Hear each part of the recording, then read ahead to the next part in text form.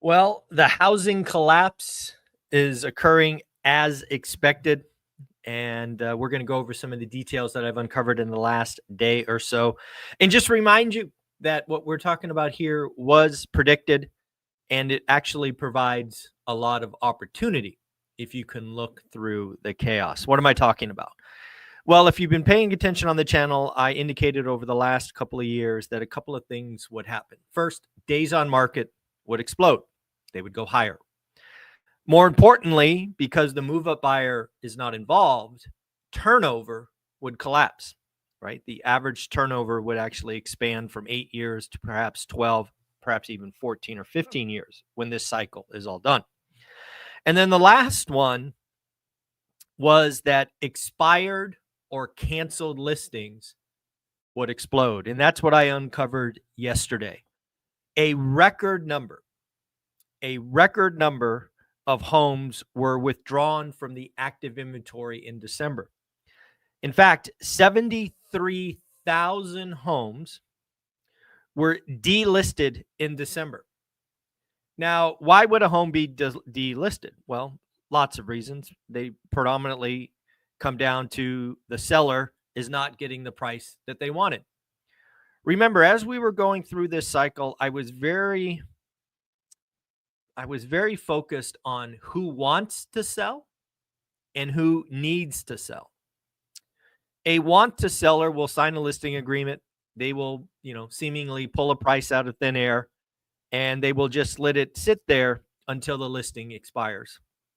And that is what occurred in December. Again, 73,000 homes. Folks, for comparison's sakes, that is the highest in the last 9 years.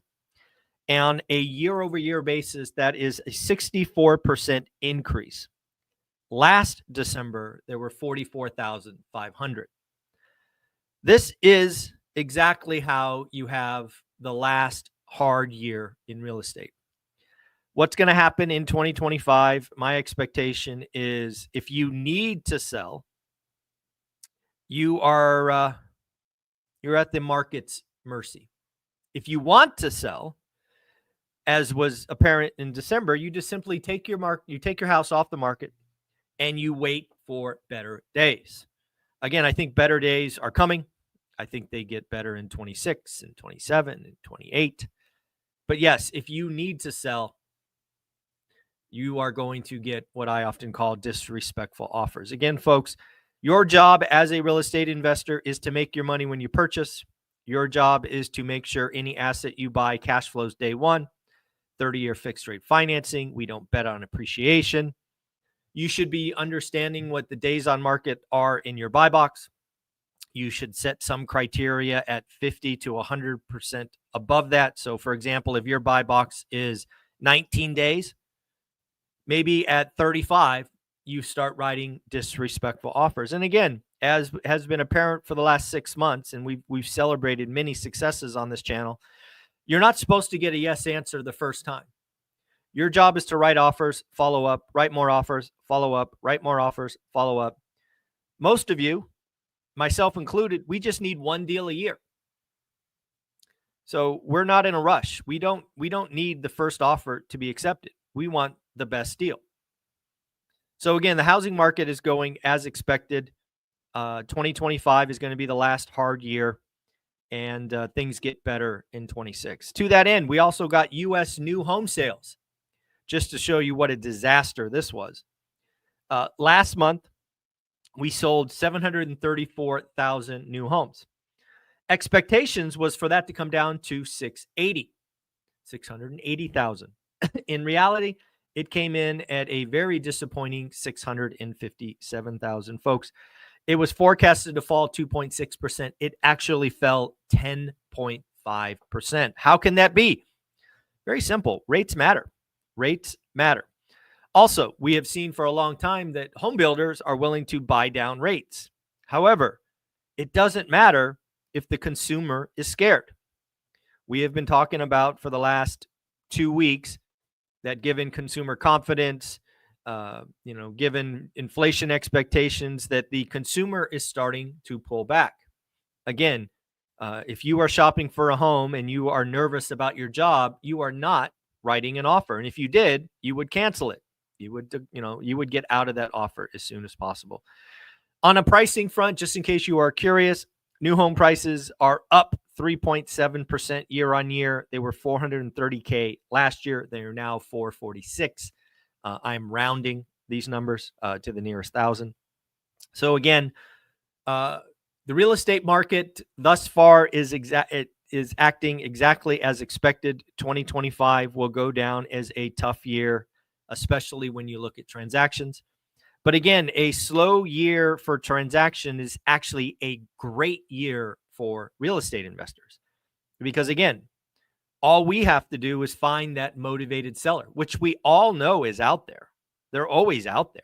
And the good news is when you have 73,000 less homes to look at, again, that was how many homes were delisted in December, the percentage of motivated sellers go up. So when you start to remove want to sell, you are left with need to sell. And that is where we find ourselves increasingly going forward. So while it may be true that 2025 is going to be a pretty rough year for transactions, I hope if you're a real estate investor, you realize what's ahead of you.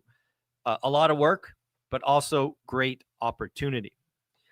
Treasury Secretary Scott Bessent is out speaking the quiet part out loud. Scott Bessent yesterday said, America's private sector is in recession. Full stop. Again, we've talked on this channel plenty of times that the macro U.S. numbers are positive, that at the macro, we are not in a recession. But folks, hopefully it is clear by now that is because of a runaway government spending. It is clearly government spending that has kept us out of a recession, and it appears that that party is over. Again, Scott Bessent, America's private sector is in recession. I do want to let you know about our wonderful school community. Again, I want to shout out Tom. Tom joined yesterday. But again, folks, I want to remind you we have 6 different accountability groups. In fact, today at 8 a.m., so 23 minutes, the ladies of ORAT take center stage. If you are a female or woman interested in real estate investing, we have your group. We have your mastermind with the ladies of ORAT kicking off at 8 a.m. Pacific. And if you'd rather do something in the evening, great option. You have a 6 p.m. weekly accountability call this afternoon or this evening. Again, all times Pacific. This is something that is pretty wonderful, something I am proud of, that we have 6 different accountability groups, none of which I join, but are run by people I know and respect. And I thank them for giving up an hour or more each and every week. So thank you for that. Again, part of being successful in real estate is getting around the right group. And I am busting my tail to provide you with the right group on school. Hopefully you appreciate that. Not only did we get new home sales disappointment, but we also got U.S. mortgage applications disappointment. Again, this is a weekly number. It comes out every Wednesday. Mortgage applications are down 1.2%. These are week-on-week numbers. It is interesting to me. I don't know if you guys have been paying attention, but the 10-year note has collapsed. The 10-year note, I think it was 3 weeks ago, was 4.8.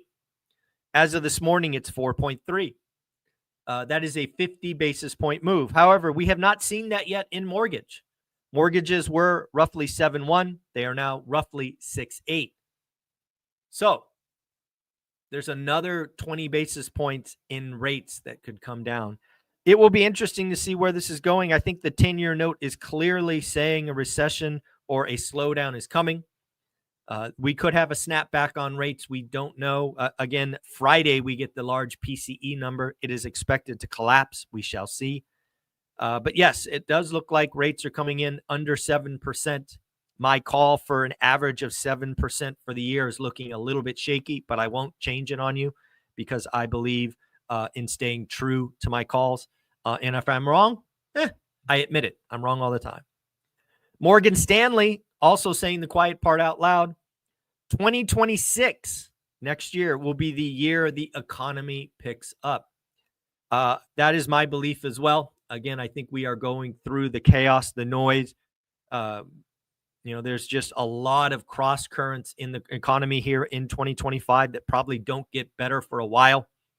But as we get to 2026 and 27 and 28, we will start flexing our muscle and the economy will start growing. We did get some earnings that are interesting to talk about. TJ Maxx had a strong Q4, but actually gave some weak guidance. TJ Maxx actually highlighted that the strong dollar is going to hurt earnings as they repatriate dollars from around the world. Lowe's, right, Home Depot competitor, beat top line, beat bottom line, but issued a cautious guidance. Makes total sense. Housing's going to suck in 2025. And then First Solar actually beat on revenue, but missed on earnings. They actually highlighted margin pressure because of raw material volatility. On top of that, we got Workday. Workday beat top line, bottom line. The CEO highlighted that AI is front and center to all customer and prospect interactions. We did get some Fed speak. We got Fed President Barkin. The Fed layoff may be a big deal regionally, but it will not impact the national economy. Small business confidence has been up. Business and consumer confidence matter a lot. Again, highlighting, pay attention. We will take a wait-and-see approach about how policy changes impact the economy. Again, I think we are starting to hear the Fed clearly say, we're going to wait and see what's real. We won't overreact early. And then the last thing Fed President Barkin said is expect PCE to show further decline. The Fed is clearly pointing at Friday saying that it is coming down. Fed President Goolsbee said, before the Fed can go back to cutting rates, we need more clarity on inflation. I do want to highlight Scott Trench, the CEO of Bigger Pockets. Yes, folks, we had the CEO of Bigger Pockets back on the channel yesterday. I want to thank Scott and his entire team for letting that happen. Scott and I talked about how new investors struggle to get started. We talk about the things that I have seen, that he has seen.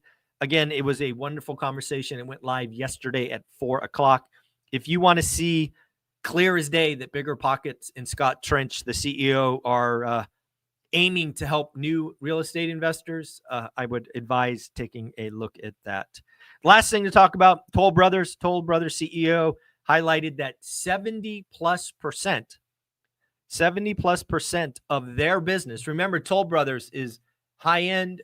I think they reported last week and said that the median price is like $930,000, something like crazy number. Anyways, the CEO said 70+% of our business is made up of move up or empty nesters. Again, AKA these are people with gobs of equity that are looking to move into a new community and a new home.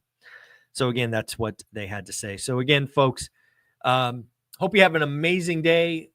This is the Daily Financial News. Do me a favor, join School. It is a community that you want to be a part of. 373 amazing folks, 67 cents a day. There is no better value, and you get thousands of dollars in education. You get mastermind groups. Why not become part of the family? Like, subscribe, comment, and go ahead and check out that interview with Scott Trench, the CEO of Bigger Pockets. Later.